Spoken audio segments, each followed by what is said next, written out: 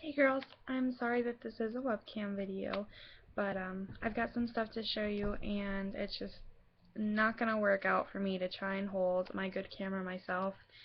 And Mark's at work, and then when he gets off work we're gonna be super busy, so I won't have time to film this, and I know that I will absolutely forget during my 10-week video next week. First off, I do want to thank all the girls that gave their support last week when I mentioned that we had lost my grandfather. Um, Things are slowly getting better, but now there's just a bunch of family drama and stuff like that surrounding his will, and um, there's certain members of our family that are just being money hungry and basically don't care about giving my grandma anything to live off of. They just want money. So, yeah, so that's, if you're friends with me on Facebook, you know what's been going on, but I'm not gonna mention it. Um, but basically, our OB was running 45 minutes behind yesterday because she had delivered two babies, and she had another one pushing, but the lady had been pushing for well over an hour and a half and wasn't making any progress, so they were talking about prepping her for a C-section and everything. And so she's like, well, she had picked up her phone because she was on call, and she's like, well, I've got this new OB patient, I'm just gonna get her established and then I'll come over. So she saw us and everything, but she was definitely very tired, had had a hard day, and wasn't exactly peppy, but that's okay. I completely understand. But so she went over things with us, asked what we were on. She went through things like explaining, well, you know, you are at a higher weight. She said, just your weight does not put you at high risk. She said, if I had adverse health effects because of my weight, like my blood pressure was already high, or um, my first prenatal test had come back bad, then that stuff would put me at high risk. And usually with a weight as high as mine, you have something else going on, and I don't. She said the only thing that she would be concerned about with my weight is that I am already insulin resistant, and being at an advanced weight, you're already at higher risk for gestational diabetes. And since I'm insulin resistant because of the PCOS, she said that the chances are pretty likely that I'll get gestational diabetes, which sucks, but we were kind of aware that that could happen. So they are going to do a glucose tolerance test at 16 weeks and then another one later on.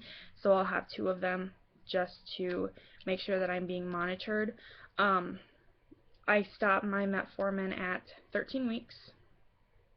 She just says I'll just wean off of it and be done with it, see how I'm doing for a few weeks, do the glucose tolerance test, and we'll see what happens after that.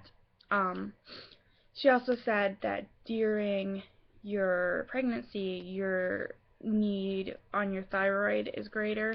So since I already have hypothyroidism, she was going to check my thyroid level, which she did, and I got the results back today. And pre-pregnancy, my thyroid was at like a 2.3, I believe, was the lowest we got it. And that was under 2.5, which they wanted it under 2.5 for fertility reasons. So that was really, really good. And yesterday it was at a 1.4. So that's really good. So they're not going to adjust my thyroid medication. It's perfect where it's at. Um, let's see what else. Oh, back to the weight thing. She said, ideally for you, as in me, we want you to gain a maximum of 15 pounds. She said, now, if you go over this, don't feel bad. She said, even as an OB, I've had 4 kids, and I have gone way above that every single time. She said, just with a higher weight, it's already going to be harder for you to lose the pregnancy weight, and adding this extra weight on isn't going to be good for you or the baby. And I was like, yeah, you know, I understand. And I said, you know, my goal has been not to gain any weight with this pregnancy. And she's looked at my weight from my first appointment, my weight today, and she's like, well, your weight is down quite a bit. And she's like, you would be perfectly fine not gaining any weight during the pregnancy as long as the baby is growing. So that was nice. So we just went over a few things. I had had a PAP in November, so she said, well, we won't do that today. She had all the stuff sitting out for her, but she said we do have to do a culture swab. And I have my sheet here, and the culture, sorry, it's on the second page. The culture swab was it was just a STD test for chlamydia and gonorrhea, and that's just standard. They do that for everyone. And I mean, that's going to be negative, but so they ordered that, and then she herself wanted to do an ultrasound because they like to get their own dating. Like, I already had a date set for my due date because I had had 2 prior ultrasounds, but sorry if you heard that go off, I'm on Facebook too. But she wanted to do her own and make sure the dates were accurate. Now, the OB sonogram machine is not as high-tech as the one that's downstairs in my clinic that I've had my 2 previous ultrasounds on, and we weren't even sure if we were going to get an ultrasound, so of course we didn't bring our camera to record it or anything. But like with this one, the picture is really low resolution. It's just not high quality. Like, it's basically a cheap machine as far as ultrasound machines go. And the thing is, they have that cheap machine because it's like a free service for OB patients. Like, when they go in with the Doppler and they cannot find the baby's heartbeat, they take you over to this cheap machine and it's free. But if they were to take you downstairs, which they almost had to take me downstairs, but I'll explain that in a little bit. But if they take you downstairs, it's $900 once you're an established OB patient to get an ultrasound.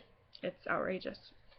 But, so she stuck the probe in because she's like, well, you're almost 10 weeks, so we're not going to be able to see the baby very well on just an abdominal. So she did a transvaginal, and she absolutely could not find my uterus anywhere. No, what's this? Sorry, something popped up on my screen. She could not find my uterus anywhere. It's not that she couldn't find the baby. It was just like my uterus had up and disappeared. And as she was moving the probe around, I thought a couple times that I had seen the gestational sac, but I couldn't be sure because it was a really low-tech machine. And so she was just looking at it. She's like, I cannot find your uterus anywhere. I cannot visualize it. And she said, this machine is really low-tech, though, so sometimes that just happens. So she went and pulled that probe out, connected the she disconnected that one because, like I said, this machine is like super low tech, so it doesn't have the ports for all the different wands and stuff. So she had to switch the thing to go to the abdominal, and she stuck it on the abdomen, found the uterus right away. She's like, okay, it just must be really high up there. Anyway, my uterus and my bladder were like this. Yeah, they were like right next to each other.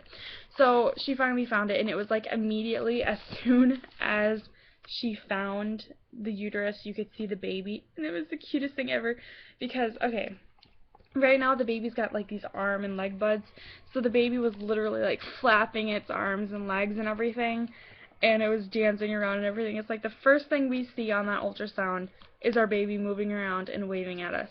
It was the best sight I've ever seen in my entire life.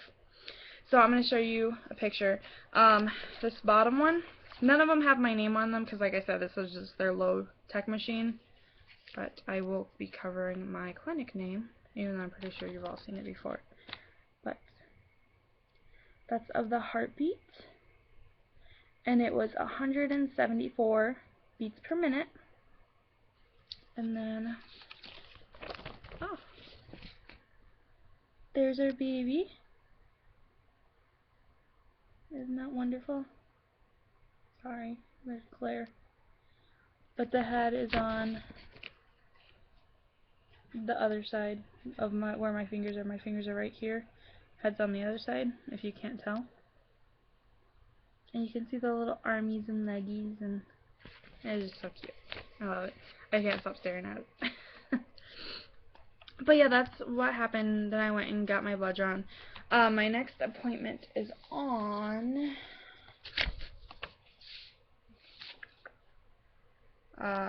June 20th at 3:15, and it's not with the OB, it's with the certified nurse practitioner that I saw on my first prenatal appointment.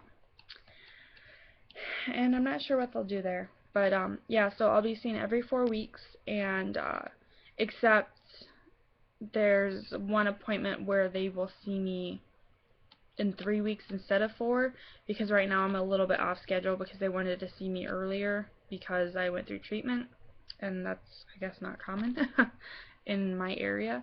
So they wanted to see me earlier, and so then they'll just play catch up from there, and then yeah. So my next ultrasound with them, like scheduled ultrasound with them, is going to be at 20 weeks to check and make sure everything's growing fine, do all their measurements and stuff. We are going to a private ultrasound place at 16 weeks to see the baby's junk and see if it'll tell us whether or not it's a boy or girl. So, oh, I don't know if I mentioned it, but the baby's heartbeat was 174. So, I'll give you one last look at my beautiful, Mark's calling it a gummy bear. He says it looks like a gummy bear now. And a gummy bear. Yep. Alright. So that is all. If you have any questions, post them below, and I will see you all tomorrow for my 10-week pregnancy update.